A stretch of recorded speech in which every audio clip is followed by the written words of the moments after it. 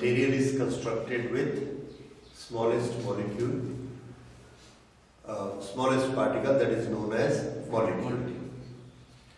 Molecule is made of atoms. One atom, more than one atoms, they combine and make molecules. उसके बाद atom के अंदर भी क्या कुछ होता है, उसके लिए जो रिसर्च चली उससे ये पता लगा कि एटम के अंदर भी पार्टिकल्स होते हैं, सब एटॉमिक पार्टिकल्स। ये इनका पता कैसे लगा, तो इनके लिए आप लोगों ने एक्सपेरिमेंट्स पढ़े हैं, कैथोड रे एक्सपेरिमेंट। उससे हमको ये पता लगता है कि अलग अलग गैस को यूज करते हैं तो सब में से कैथोड रेज एक जैसी ही बनती। दैट शोज कि हर एक में एक टाइप का नेगेटिव पार्टिकल होता है। उसके बाद मिलिकॉन ने भी ये चीज करके देखी और उन्होंने उस पार्टिकल का E/m निकाला, उसका नाम इलेक्ट्रॉन रखा गया। ये इलेक्ट्रॉन चूंकि हर गैस के पार्टिकल में होता है, इसलिए ये समझ में आया कि हर गैस का एक पार्ट इलेक्ट्रॉन है और वो एटम के अंदर होता है। एटम के अंदर होता है, ये कैसे पता लगा, क्योंकि हम अलग अलग एटम की गैस यूज करते हैं और हर गैस में इलेक्ट्रॉन हमको दिखता है, इसलिए ये समझ में आया कि हर एटम के पास एक नेगेटिव पार्टिकल होता है, उसका नाम इलेक्ट्रॉन। इसी तरह से जब एनोड रेज देखी गई, एनोड ग्लो देखा गया, उससे ये रिजल्ट निकाला गया कि एक पॉजिटिव पार्टिकल भी होता है। अब ये पता समझ में आ गया, वो पॉजिटिव पार्टिकल अलग अलग गैस के लिए अलग अलग टाइप का दिखता था। तो ये चीज तो समझ में आ गई कि एटम के अंदर दो तरह के पार्टिकल होते हैं, पॉजिटिव पार्टिकल्स और नेगेटिव पार्टिकल्स। अब ये जो दो तरह के पार्टिकल होते हैं, अब डिस्कशन ये चली कि ये दो तरह के पार्टिकल किस तरह से उसमें प्लेस किए जाते हैं, पॉजिटिव पार्टिकल और नेगेटिव पार्टिकल्स। तो यहां से हमारा आज का लेसन शुरू होता है। ये जो पॉजिटिव और नेगेटिव पार्टिकल मिल गए एटम के अंदर होते हैं, ये तो पता लग गया, पर कैसे रखे हुए होते हैं। तो इसके लिए पहले सर जे थॉमसन ने एक मॉडल बनाया, that is known as plum and pudding model. Plum and pudding, इसका कोई ज्यादा इंपॉर्टेंस नहीं है। इसका पहले एक इमेजिनेशन उनको करना था कि ये प्लस माइनस किस तरह से प्लेस किए जा सकते हैं। बहुत तरह से वैरायटी हो सकती है। ये प्लस ऐसे लाइन से खड़े हैं, ये भी हो सकता है ये ऐसे स्क्वायर बना के खड़े हैं,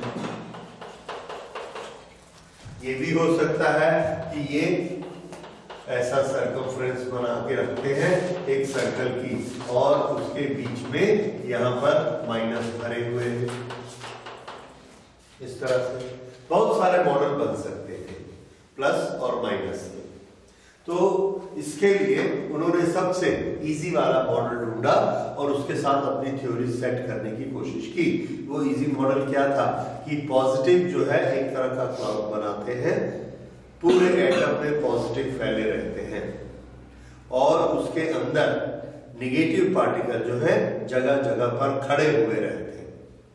जिस तरह से हम लोगों ने तरबूज देखा है, तरबूज के अंदर उसके काले बीज होते हैं, तो पूरा तरबूज जो रेड पार्ट है वो पॉजिटिव है और नेगेटिव जो है वो जगह जगह पर एम्बेड किया हुआ है ब्लैक बीज की तरह। सो इसी तरह से जब खीर बनाते हैं, पुडिंग बनाते हैं, तो उसमें सॉलिड पार्टिकल्स होते हैं, तो वो उन्होंने प्लम एंड पुडिंग मॉडल रखा और ये बनाया। पर ये मॉडल ज्यादा पॉपुलर नहीं हुआ, तो उनका ये कहना था कि इस तरह से प्लस पूरे में फैला रहता है और बीच में ऐसे माइनस इलेक्ट्रॉन। ये सबसे इजी था बनाना, इजी था सोचना, उन्होंने ऐसे सोचा। पर इसमें बाद में बहुत सारे प्रॉब्लम आए कि ये एक दूसरे को अट्रैक्ट क्यों नहीं कर लेते हैं और अलग अलग शेप कैसे होती है, मूव कर रहे हैं कि नहीं कर रहे हैं। तो ये सब एक्सप्लेनेशन बड़ी मुश्किल होती थी कि इसको हम एक्सप्लेन नहीं कर पाते। तो सर जे थॉमसन के एक स्टूडेंट थे सर रदरफोर्ड, उन्होंने इस पर बहुत सोचा और एक्सपेरिमेंट करवाए अपनी लैब में। उन्होंने जो एक्सपेरिमेंट कराया उसको रदरफोर्ड से एक्सपेरिमेंट, उसके बेसिस पर उन्होंने फाइनली डिसाइड किया कि एटम में मोस्टली जगह जो है वो खाली होती है। एक पर्टिकुलर डॉट पे पूरे के पूरे पॉजिटिव पार्टिकल एक ही जगह पर रहते हैं और नेगेटिव उसके चारों तरफ घूमते रहते हैं और उसके बीच का स्पेस पूरा एम्प्टी रहता है। ये एक इंपॉर्टेंट कंक्लूजन था। ये कंक्लूजन उन्होंने कैसे निकाला, कैसे बनाया, उसके लिए उन्होंने एक एक्सपेरिमेंट करवाया। वो एक्सपेरिमेंट आज हम लोग स्टडी करेंगे, that is Marsden, Geiger and Marsden experiment.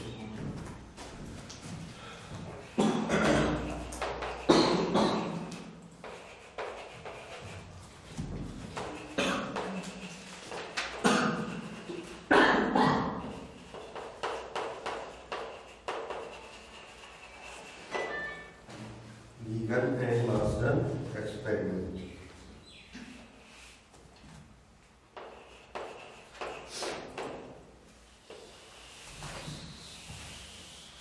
Okay, तो सबसे पहले इस पे काम किन्होंने किया था? सर जे थॉमसन ने, जिन्होंने प्लम एंड पुडिंग मॉडल बनाया था। और अब उसका सिर्फ हिस्टोरिकल इंपॉर्टेंस है और उसके बारे में हम लोग बहुत ज्यादा नहीं पढ़ते। अदरवाइज पहले होता था कि प्लम एंड पुडिंग मॉडल कैसे बनाया, वो फेल क्यों हुआ, तो हायर क्लासेस में उस सब की जरूरत है। अभी हम लोग सिर्फ ये पढ़ेंगे कि जो प्रेजेंट मॉडल है वो उसका रिजल्ट कैसे निकाला गया, उसका कंक्लूजन कैसे निकाला गया। तो इसके लिए गीगर एंड मार्सडन एक्सपेरिमेंट, इसके लिए क्या किया गया? पॉजिटिव चार्जेस के, पॉजिटिव पार्टिकल्स की एक बीम बनाई गई। जिस तरह से पिछले एक्सपेरिमेंट में इलेक्ट्रॉन की एक बीम बनाई गई थी, अब पॉजिटिव पार्टिकल्स की एक बीम बनाई गई। पॉजिटिव पार्टिकल्स की बीम बनाने के लिए हमारे पास क्या चीज अवेलेबल होती है? तो हमारे पास रेडियो एक्टिव मटेरियल अवेलेबल होते हैं। रेडियो एक्टिव मटेरियल में से अल्फा पार्टिकल, पॉजिटिव पार्टिकल अपने आप निकलते रहते हैं, बीटा पार्टिकल, नेगेटिव पार्टिकल भी अपने आप निकलते रहते हैं। तो वो अगर हम एक रेडियो एक्टिव मटेरियल रखें, और नॉर्मली इसको लेड में रखा जाता है क्योंकि ये निकलते ही लेड में एब्जॉर्ब हो सकते हैं, तो उसका जो कंटेनर होता है वो लेड का होता है। जिस तरफ उसकी ओपनिंग होगी उधर से वो पॉजिटिव पार्टिकल निकलते रहेंगे। तो यहाँ पर हमने एक सोर्स रखा जिसमें से पॉजिटिव पार्टिकल्स निकलेंगे and that will be radio active material. यहाँ पर रेडियो एक्टिव मटेरियल रखा, इसमें से जो पॉजिटिव पार्टिकल निकलेंगे उसको हम कॉलीमेट करना चाहते हैं। कॉलीमेट का मतलब क्या समझाया था? All should be parallel and they should make a parallel beam. ये एक्शन क्या कहलाता है? कॉलीमेशन। तो इसके सामने हमको एक कॉलीमेटर लगाना है। उस कॉलीमेटर को बनाने के लिए हम क्या कर सकते हैं? एक तो ये है कि उनको हम खींचना चाहते हैं उसकी तरफ। अब ये इनके पास अपने आप स्पीड है, इनको खींचने की कोई जरूरत नहीं है क्योंकि ये बहुत स्पीड से भागते हैं। लेकिन हम ये चाहते हैं कि जो सब फैलते हैं वो नहीं चाहिए, हमें स्ट्रेट लाइन पे जानी चाहिए। तो उसके लिए इसके सामने हम ऐसी प्लेट्स लगा देते हैं और इन प्लेट के बीच में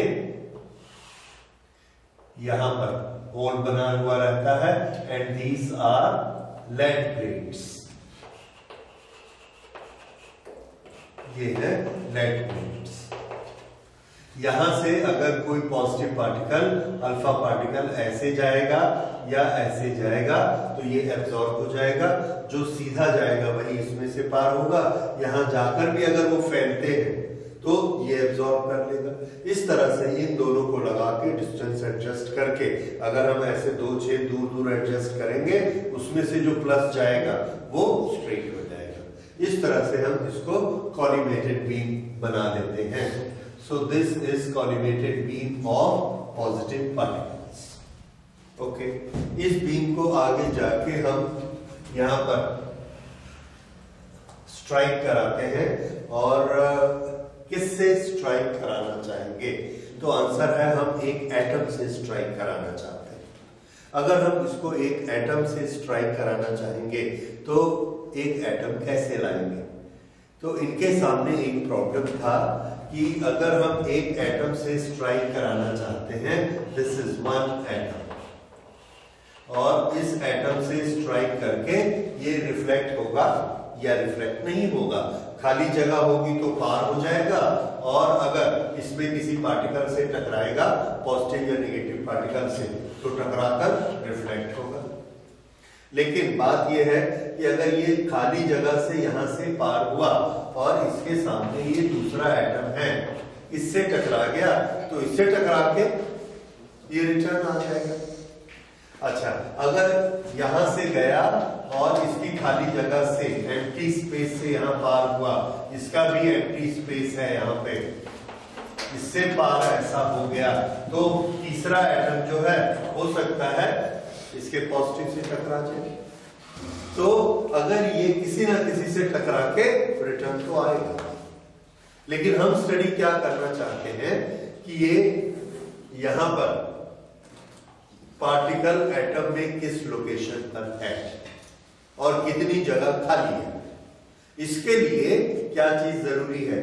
इसके लिए जरूरी है कि एटम एक ही होना चाहिए। अगर एक से ज्यादा एटम होंगे, आंख से तो हमको दिखेंगे नहीं। अब अगर यहां से ये पॉजिटिव पार्टिकल टकरा टकरा कर वापस आ रहे हैं, तो हमको क्या समझ में आएगा कि ये यहां प्लस है, नहीं तो यहां प्लस है, नहीं तो यहां प्लस है, and we will not be able to find out the conclusion कि प्लस किनारे पे होता है, बीच में होता है, कहां होता है, we can not find out. Okay, तो इसके लिए क्या जरूरी था कि जो सामने हम रखें वो एक एटम हो। अब एक एटम हमको कैसे पता लगेगा कि हमको एक एटम मिल गया है? तो उन्होंने क्या किया कि किसी भी एक मेटल की प्लेट को ऐसे पतला करना शुरू किया। पतला करने से हम क्या सोचते हैं कि नंबर ऑफ एटम्स जो इतने थे, अगर इसको पतला करेंगे तो इतने हो जाएंगे, और पतला करेंगे तो इतने हो जाएंगे, और पतला करेंगे तो इतने हो जाएंगे। तो एक ऐसा मेटल लिया गया और वो मेटल था गोल्ड। गोल्ड को हम लोग दबाकर पतला करते जाते हैं और वो टूटता नहीं, ये उसकी स्पेशलिटी है। ओके, फैलता जाएगा फैलता जाएगा। आपने चांदी का वर्क देखा है जो मिठाई पर लगाते हैं, बहुत पतला होता है, उससे और पतला भी किया जा सकता है। गोल्ड इतना पतला हो जाता है कि उसको अगर आप ऐसा रखेंगे आर पार दिखेगा, इतना पतला हो जाता है। ओके, तो इतना पतला गोल्ड का फॉइल लिया गया, उससे अगर और पतला करेंगे तो वो टूट जाएगा लास्ट लिमिट तक। तो अगर इतना पतला कर लेते हैं तो हम क्या समझते हैं कि उसमें atom to atom to atom ऐसा दीवार बनी होगी, और उसकी मोटाई कितनी हो चुकी होगी? 1 एटम, क्योंकि अगर 2, 3, 4 एटम होती तो हम दबा के उसको और पतला कर लेते। तो मैक्सिमम हमने उसको थिन किया और वो वाली गोल्ड फॉयल यहां पर लगा दी। दिस इज गोल्ड फॉयल, यहां पर उसको होल्ड करा के ये गोल्ड फॉयल यहां पर लगा दी।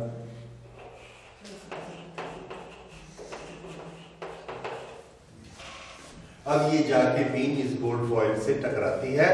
ओके, टकराने के बाद ये वाले पॉजिटिव पार्टिकल्स कहां गए?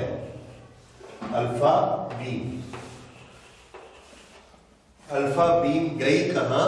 उसको पकड़ने के लिए, उसको लोकेट करने के लिए हमने इसके चारों तरफ एक सेंसर लगा दिया, इसको सेंटर मान के इस तरह से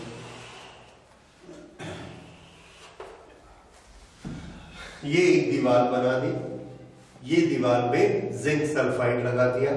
जिंक सल्फाइड एक ऐसा केमिकल है कि अगर उसके ऊपर अल्फा पार्टिकल या पॉजिटिव पार्टिकल जाकर स्ट्राइक करता है, ऐसे स्ट्राइक करेगा तो उसको एनर्जी मिलेगी। उस एनर्जी के कारण यहाँ वाला पोर्शन फास्फोरेसेंट के कारण चमकेगा, फ्लोरोसेंस के कारण ये चमकेगा। ठीक है, तो हमको पता लग जाता है कि ये पार्टिकल यहाँ गया है, यहाँ गया है, यहाँ गया है, उस जगह पर चमक आ जाएगी। अच्छा, अब ये वाला पार्टिकल हमने यहां से भेजा और ये जितने पार्टिकल जा रहे हैं इनको काउंट करना शुरू किया। काउंट करके इसको टैबुलेट किया। कि किस तरह से टैबुलेट किया, यहां से हमने एंगल बनाया। कुछ पार्टिकल ऐसे सीधे चले गए, कुछ पार्टिकल ऐसे गए, कुछ पार्टिकल ऐसे गए, कुछ पार्टिकल यहां से हमने देखा ऐसे गए, कुछ पार्टिकल ऐसे गए, कुछ पार्टिकल ऐसे और कुछ ऐसे भी गए वापस। तो ये पार्टिकल चारों डायरेक्शंस में ऐसे गए। अब इन सब पार्टिकल्स को हमने काउंट किया।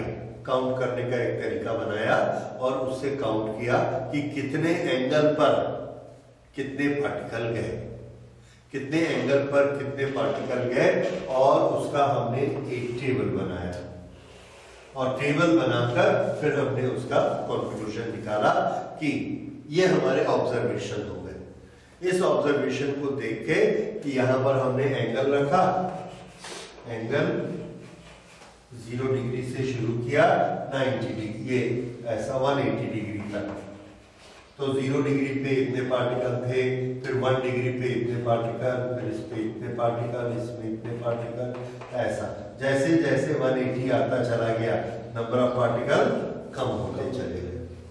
और इस पे 0 डिग्री पे और 1 डिग्री पे ज्यादा पार्टिकल थे। इस तरह से इसको टेबल को बनाया गया और इसके बाद इसके रिजल्ट निकाले गए। तो पहले हम इसके सारे स्पेसिफिकेशन लिख के एक साफ डायग्राम बना लेते हैं, एक इसको ड्रॉ कर लेते हैं ग्राफ को, और उसके बाद फिर उसके कंक्लूजन 1 2 3 4 कर लेंगे। दैट इज डन, का हो जाएगा। अच्छा, तो इसके स्पेसिफिकेशन देखिए। तो ये इसकी डिटेल है। इसके अंदर जो मटेरियल यूज करेंगे वो बिस्मथ 214, ये रेडियो एक्टिव मटेरियल है। इसमें से अपने आप अल्फा पार्टिकल थ्रोन आउट होते हैं। ये उसका बॉक्स है, लेड का बना हुआ बॉक्स होता है जिसमें ओपनिंग है। इस ओपनिंग से ये अल्फा पार्टिकल निकलते हैं। इसके जो अल्फा पार्टिकल होते हैं उनके पास कितनी एनर्जी और स्पीड होती है, तो आंसर है उसकी एनर्जी है 5.5 मिलियन इलेक्ट्रॉन वोल्ट। इस एनर्जी से उसकी जो भी काइनेटिक एनर्जी बनेगी, उस काइनेटिक एनर्जी की जो भी वेलोसिटी बनेगी, उस वेलोसिटी से ये यहां से थ्रोन आउट होते हैं। इसमें इसके सामने हमने लेड ब्रिक्स लगा दी, तो जो इस डायरेक्शन में जाएंगे लेड ब्रिक में एब्जॉर्ब हो जाएंगे, और जो सीधे जाएंगे वो यहाँ स्ट्रेट जाकर एक गोल्ड फॉइल पर इंसिडेंट होंगे।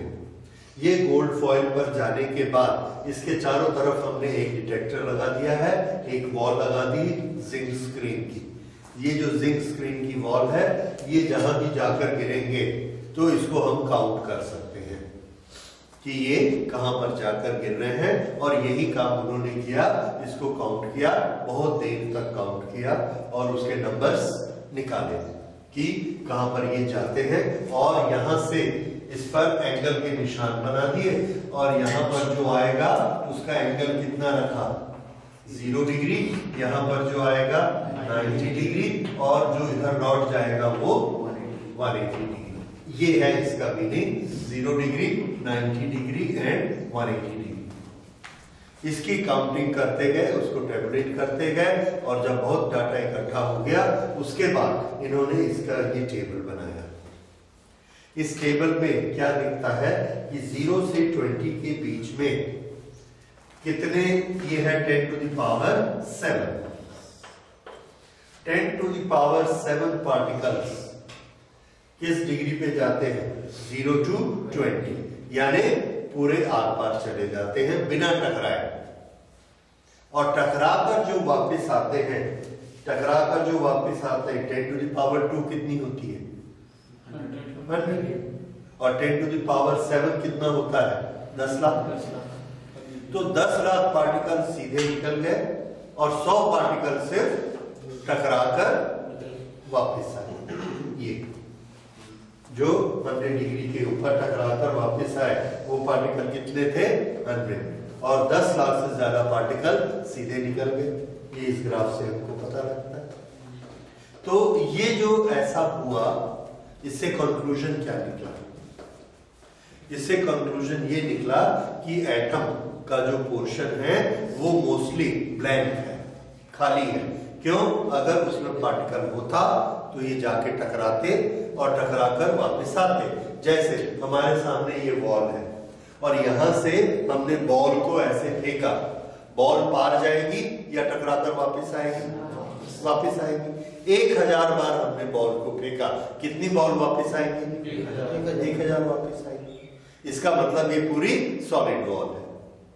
अगर हमने 1000 फेंकी ऐसे बॉल, 500 वापस आई और 500 नहीं आई, तो इसका मतलब है इसमें आधा स्पेस जो है वो खाली है। तो हम मारते हैं, वो पार चला जाता है। जैसे एक विंडो लगी हुई है एक वॉल में और उस विंडो वाली दीवार में हम ऐसा मारते जा रहे हैं। हमने 1000 बॉल वहां पे मारी, जिसमें से 700 वापस आ गई और 300 वापस नहीं आई।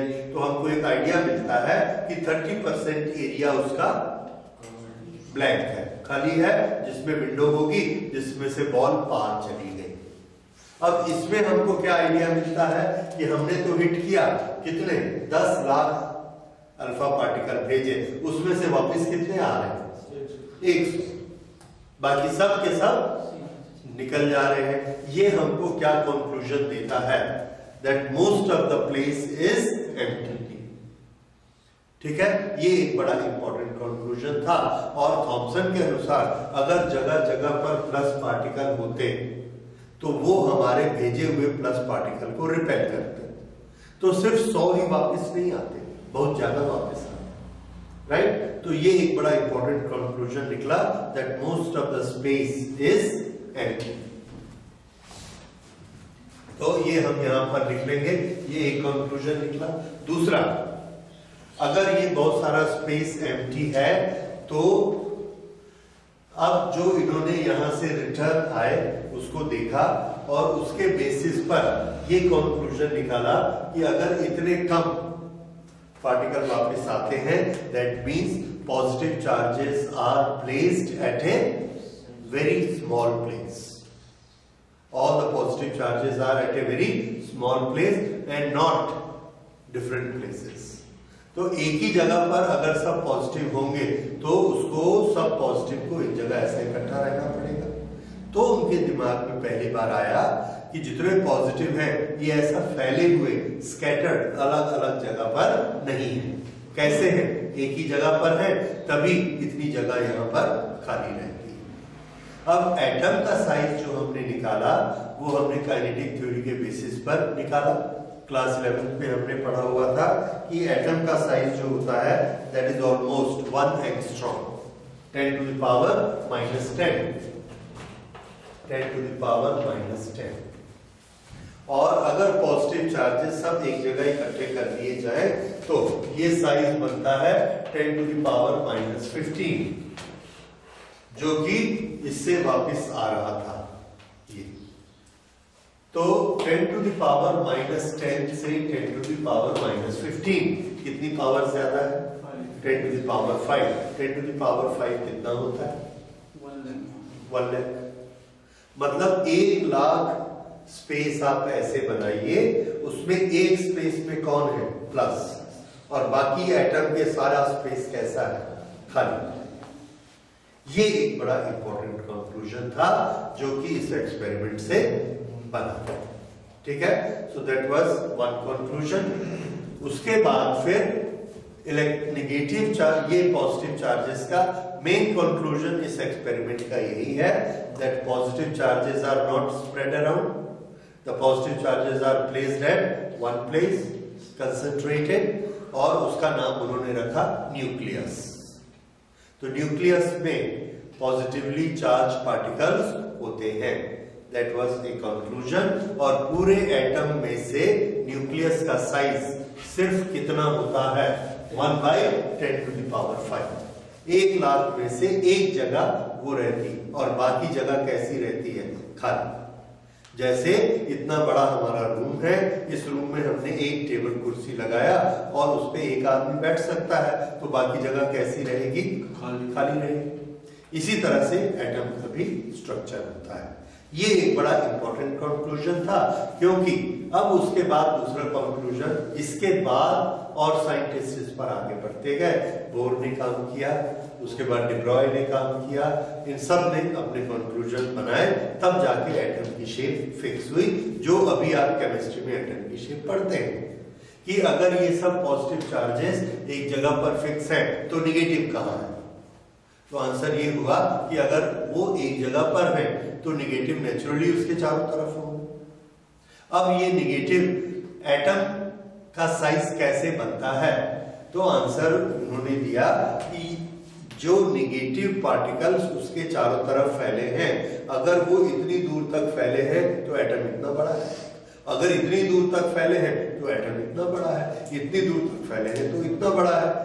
तो एटम का साइज हमने कितना निकाला, 10 to the power -5, यानी इलेक्ट्रॉन यहां से लेके यहां तक भरे हैं और ये कितना है 10 to the power -5। लेकिन इस एक्सपेरिमेंट से हमने क्या निकाला कि पॉजिटिव चार्जेस कितने हैं 10 to the power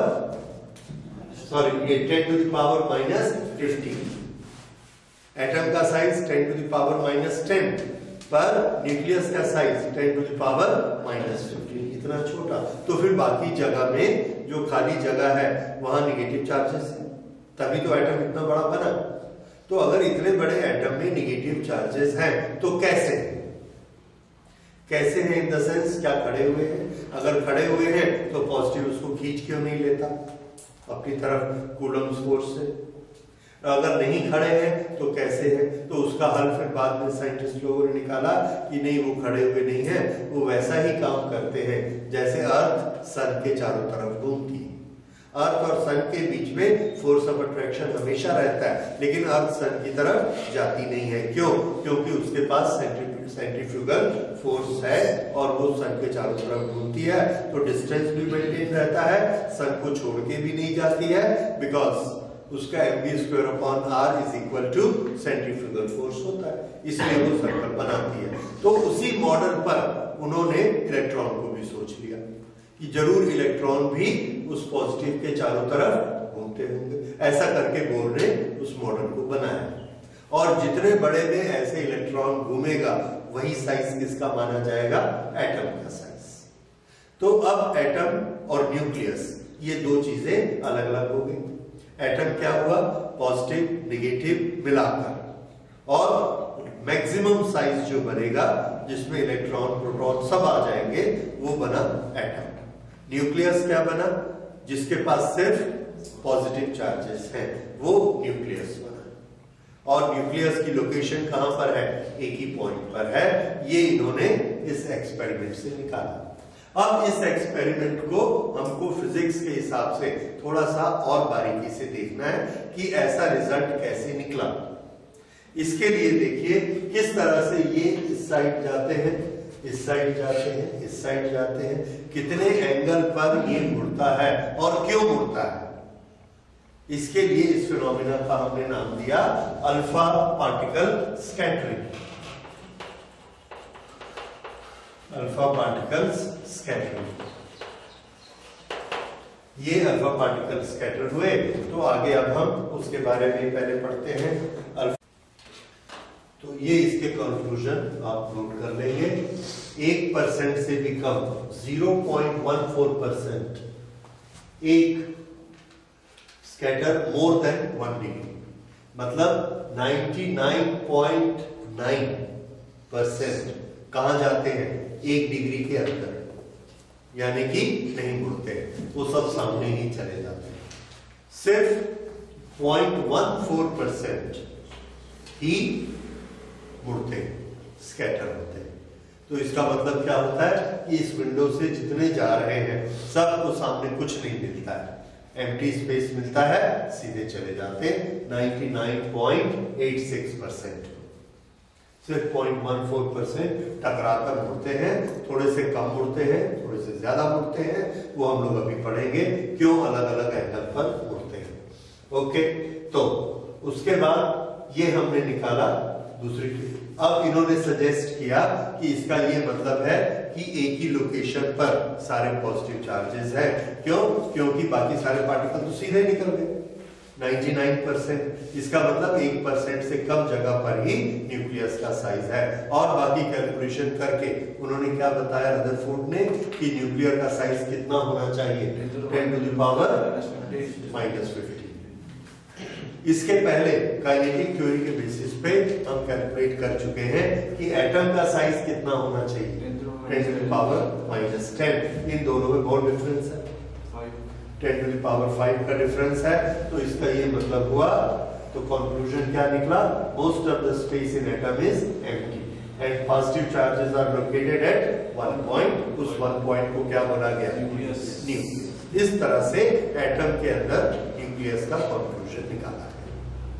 ठीक है, अब इसमें एक छोटी सी चीज आपको और पढ़नी है, दैट इज कि ये जो अलग अलग एंगल पर जाते हैं ये क्यों जाते हैं और कितने एंगल पर जाएंगे, किस फोर्स के कारण ये डिफ्लेक्ट होते हैं, ये न्यूक्लियस। इसके पास फुल पॉजिटिव चार्जेस होंगे, जो भी अगर हम बोर्ड लेते हैं बोर्ड में 59 पॉजिटिव होते हैं और 59 positive charges are at this place. Okay, तो यहां से जब हम अल्फा पार्टिकल भेजते हैं, अल्फा पार्टिकल्स के पास कौन से चार्जेस हैं, पॉजिटिव चार्जेस। पॉजिटिव और पॉजिटिव में आपस में रिपल्शन होता है और रिपल्शन का जो फोर्स होता है वो किसके प्रोपोर्शनेट होता है, r² के इनवर्सली प्रोपोर्शनेट है। जो पार्टिकल जितने नजदीक रहेंगे उनका रिपल्शन का फोर्स उतना ज्यादा। अब बताइए, यहां से एक पार्टिकल जाएगा और यहां से एक पार्टिकल जाएगा, ये ऐसा जा रहा है इतनी दूर और ये ऐसा जा रहा है इतनी दूर, 1/4। किस पर रिपल्शन का फोर्स ज्यादा लगेगा, 1 पे रिपल्शन का फोर्स ज्यादा लगेगा और किस पे कम लगेगा, 4 पे। अगर 5 बनाएंगे इस पे और कम लगेगा।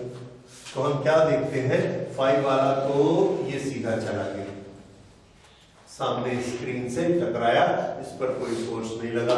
4 वाला आया, ये इसका डिस्टेंस इससे थोड़ा सा कम था तो इस पे थोड़ा सा फोर्स लगा।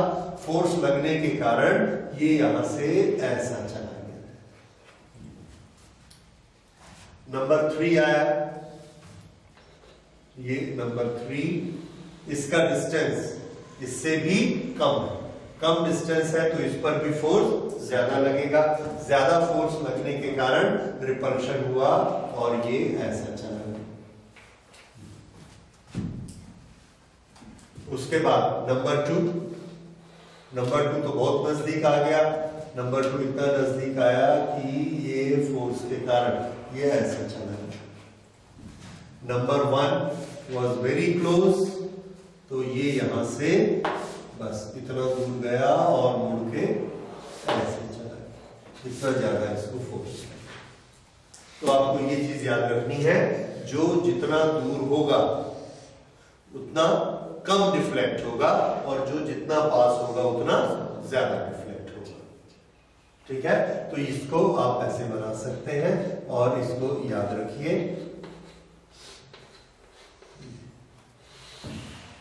ये स्ट्रेट, और ये भी अब हमको समझ में आता है कि इसके बाद जितने भी होंगे सब कैसे जाएंगे, स्ट्रेट जाएंगे और सिर्फ इतने से पार्टिकल डिफ्लेक्ट होंगे, वो भी बिना टकराए, सिर्फ कूलम फोर्स के कारण ही यहां से डिफ्लेक्ट हो जाएंगे। ओके, इस तरह से, ऐसे, इस तरह से, और ये उससे भी कम।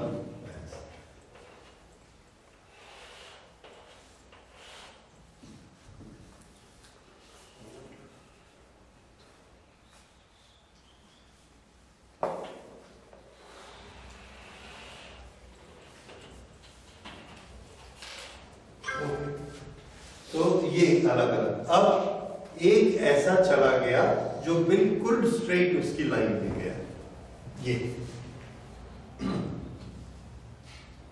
अगर ये इसकी स्ट्रेट लाइन में जाता है तो अपनी एनर्जी के अनुसार ये आगे बढ़ेगा और ये प्लस इसको रिपेल करना शुरू करेगा। तो ये यहां तक गया और ये मुड़ के वापस इस तरह से। ये एक्शंस होते हैं। ठीक है, अब इस एक्शन में हम लोगों ने कुछ अलग अलग टेक्निकल नाम दिए हुए हैं। उन नामों को जरा देखिए कि क्या क्या हम बोलेंगे इसको। हाँ, जितनी दूर जाकर उस पर फोर्स लगता है, जैसे ये यहां पर गया और इसको फोर्स लगा, ये डिस्टेंस,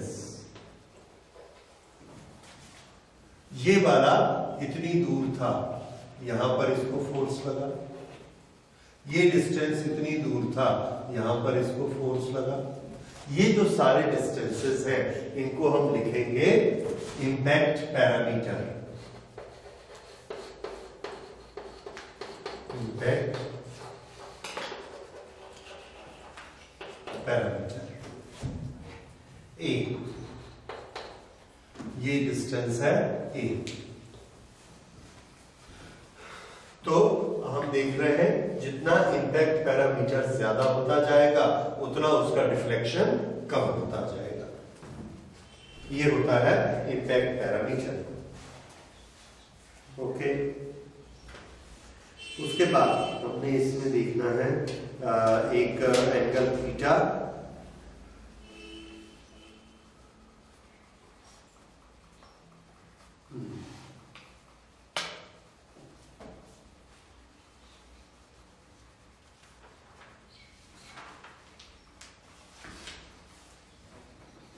इंपैक्ट पैरामीटर के लिए आपकी बुक में बी यूज किया गया है, so you can also right it impact parameter.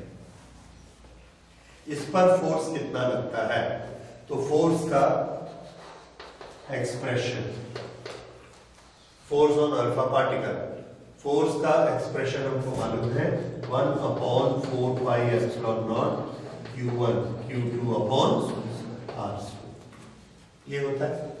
Okay, अब इसके बेसिस पर बनाएंगे 1/4 पाई एप्सिलॉन नॉट, इसकी वैल्यू हमको मालूम है 9 × 10⁹, वो तो क्या मालूम है। Q1 क्या चीज है, Q1 is charge of this particle, और ये अल्फा पार्टिकल है। अल्फा पार्टिकल के पास कितना चार्ज होता है, 2 इलेक्ट्रॉन के बराबर उसके पास पॉजिटिव चार्ज होता है, तो हमने लिखा 2e। उसके बाद यहां पर जो हमने रखा गोल्ड न्यूक्लियस, गोल्ड न्यूक्लियस के अपने जितने पॉजिटिव चार्जेस होते हैं उसका गोल्ड का नंबर है Z। Z is what, number, atom number. तो ये हमको क्या देगा, उसके पास कितने प्रोटॉन हैं, और इसको साथ E को मल्टीप्लाई करेंगे तो क्या मिल जाएगा, द नंबर ऑफ चार्जेस। तो ये हो गया Q1 ये, और ये हो गया Q2 अपॉन R²। R² ये इंपैक्ट पैरामीटर का स्क्वायर,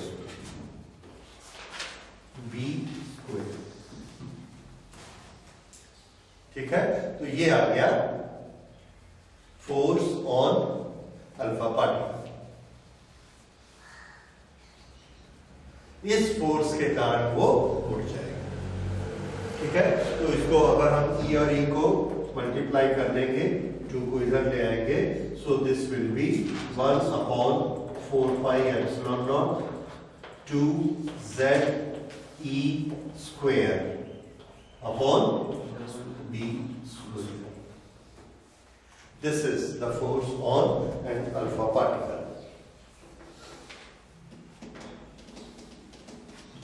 और ये डिसाइड करेगा कि उसको कितना उड़ना है। तो ये आप याद रखेंगे, ये हो गया, इसको क्या बोलेंगे, this is B। What is B? Impact parameter. हमारे इसमें से अगर 1 मार्क क्वेश्चन आता है, because it's not a very large question, बहुत छोटा सा टॉपिक है, तो ये पूछा जाता है व्हाट इज इंपैक्ट पैरामीटर। तो व्हाट इज इंपैक्ट पैरामीटर में आपको एक सेंटेंस लिखना पड़ेगा। तो लिखिए, impact parameter is normal distance is normal distance between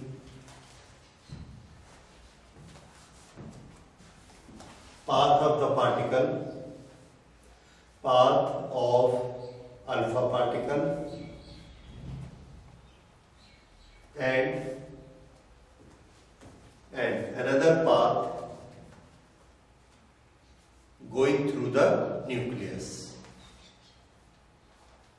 Another path going through the nucleus. Okay, तो एक पाथ कौन सा लेना है? जो अल्फा पार्टिकल का अपना पाथ है।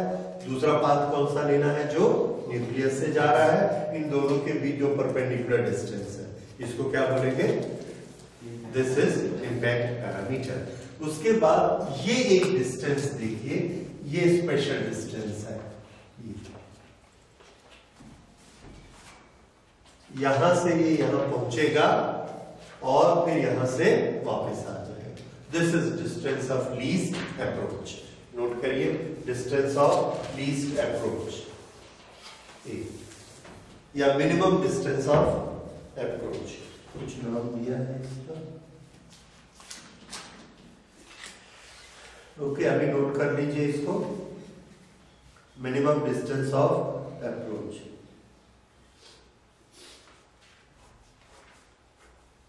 इसका कुछ और नाम है और ये भी एग्जाम में आता है, या least distance of approach. Okay, अलग अलग नाम इसको दे सकते हैं। What is this least distance? लिखिए, an alpha particle going straight to the alpha particle going straight to the nucleus is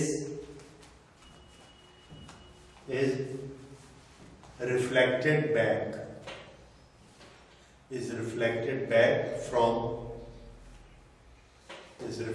back from a minimum distance. Reflected back from a minimum distance. Yes, this distance is called impact parameter.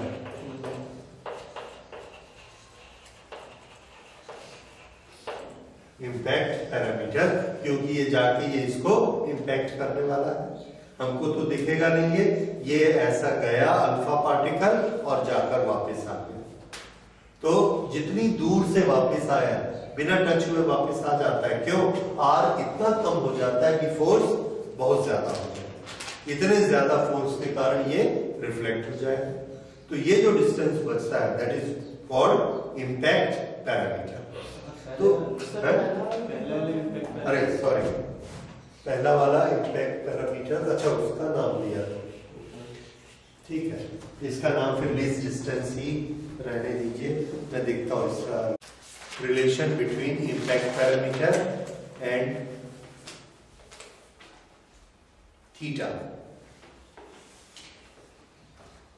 Relation between impact parameter and angle of deflection theta.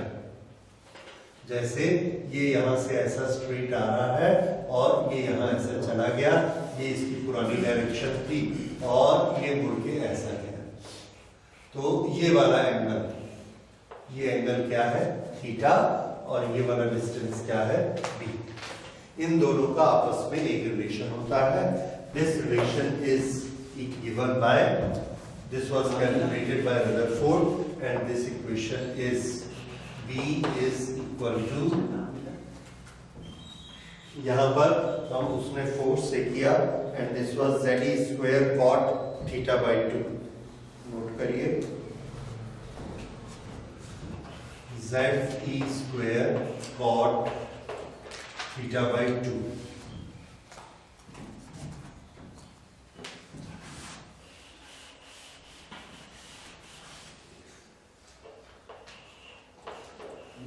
Upon energy, और सामने में इसका constant आ जाएगा 1/4π∗. So this is what? Energy.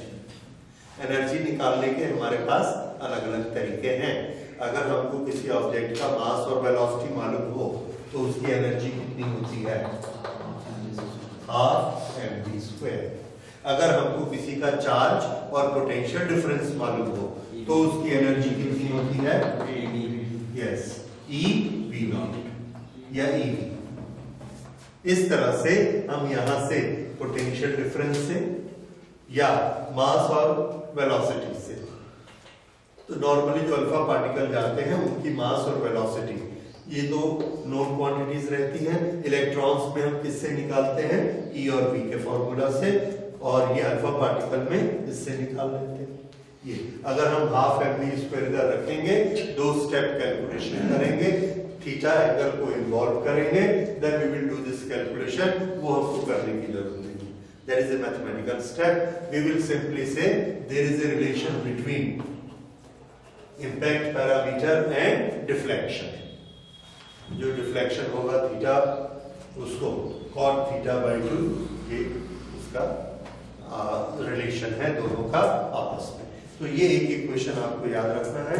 इसके basis पर numerical आ सकते हैं, फोर्स के बेसिस पे न्यूमेरिकल आ सकते हैं।